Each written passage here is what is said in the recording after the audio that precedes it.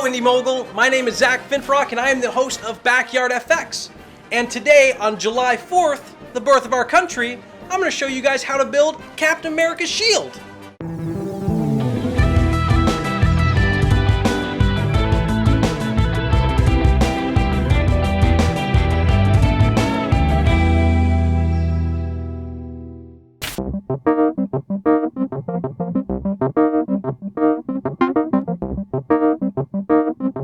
Now, you guys have been asking for this shield tutorial since we debuted the shield in the War Movie Month epic test film, Captain America Fighting Avenger. Now, we specifically made it for that test film because Captain America's in it, and you can't be Captain America without his shield. Now, I went online to try to find tips, see how other people made shields, and I found an amazing Instructables tutorial by Seamster. He used a DirecTV satellite dish and then made a shield.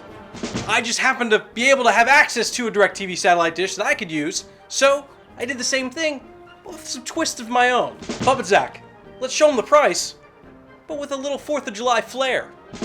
America. Yeah.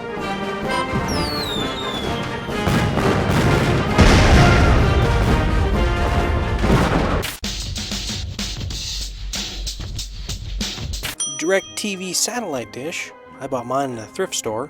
Spray paints, spare belts, Bondo, painter's tape, epoxy, JB Weld, sandpaper, razor pens, Dremel, and tin snips.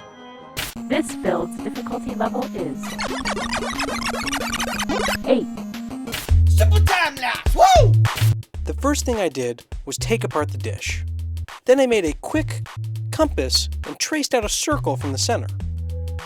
Then I took the tin snips and cut the ridge of the dish. I used a rubber mallet and hammered down the sides. Then I took the tin snips and cut off the edge as well as the extra metal to make the circle. I then took my Dremel and used a grinder to smooth out the sides. Now I had to take off the bumps from the holes on the dish. I first taped over the top of the holes. Then I put JB Weld on the inside of the dish. Once it dried, I took the tape off and cut the metal around the bumps to make it flat. Then I took some sandpaper and sanded it down flat. Next, I put Bondo on top of that and sanded it down smooth.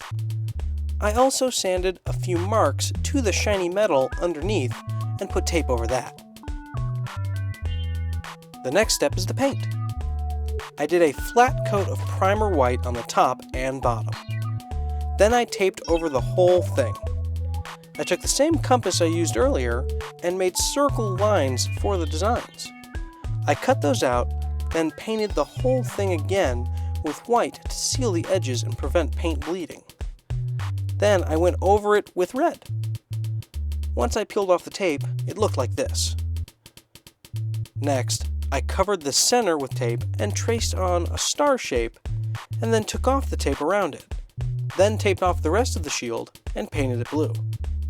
The last step for this design is take the original tape off of the scratches and add some detail paint to that. Then coat the whole thing in gloss.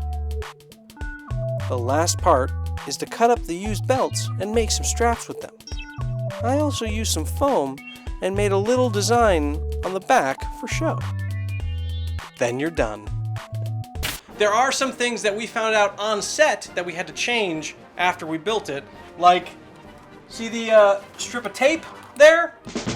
Well, the glue wasn't holding at all. In fact, we tried 4 different types of glue, everything from Gorilla Glue to more JB Weld, everything, nothing would hold. So we just did Gorilla Duct Tape, and that held pretty well, but it's already starting to peel up, as you can see. Now, the only way we could have avoided this coming apart on set is if we actually bolted on the leather straps before painting it, because we'd have to bolt them on through it, Bondo over it like we did the holes, and then paint it. But of course we didn't know that until we got onto set and it was coming apart. So that's just another way you can kind of avoid this. But then again, if you're just making it for like a costume piece, you shouldn't really have to worry about it. Now I'm going to talk a little bit about the costume we used for the Captain America outfit, because yeah, the shield's cool, but it's a full piece, so you gotta have both. The first thing we did was the helmet. It's just a helmet lining for a World War II type helmet. We got it at an Army surplus store. All we did was spray paint the front white, tape off the A, then spray paint the whole thing blue. Once you peeled the tape off, the next thing was the gloves. We just found red welding gloves. That's it. It's that simple. We folded up the sides because it gave it a little bit more of a superhero look, but just regular welding gloves. Now the rest of the costume was provided to us by a guy named Raleigh. Now he made the costume himself using some things he found at thrift stores, Army surplus stores, stuff like that. Like this motorcycle jean jacket. All he did was sew on the star, a couple patches on the arm, then he even did an airborne patch on the back. You might not think denim will work too well for that type of costume, but with the right color correction, as you can see with our test film, it looks pretty good. The last bit of costume was nothing but some military webbing, like this little pouch, and then a couple ammo pockets that he spray painted to get the design of Captain America's chest. And that's it for this very patriotic episode of Backyard Effects. Let me know what you guys thought in the comments below. And if you want to see the newest episode of Backyard Effects, you can go to this video. If you want to see the original War Movie Month test film, you can go to this video.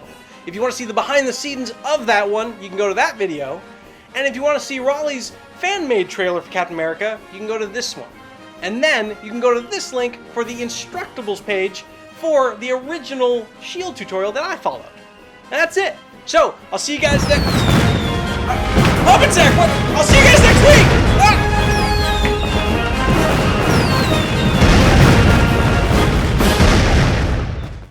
Let's show them the price, but with a little 4th of July flair. Yeah.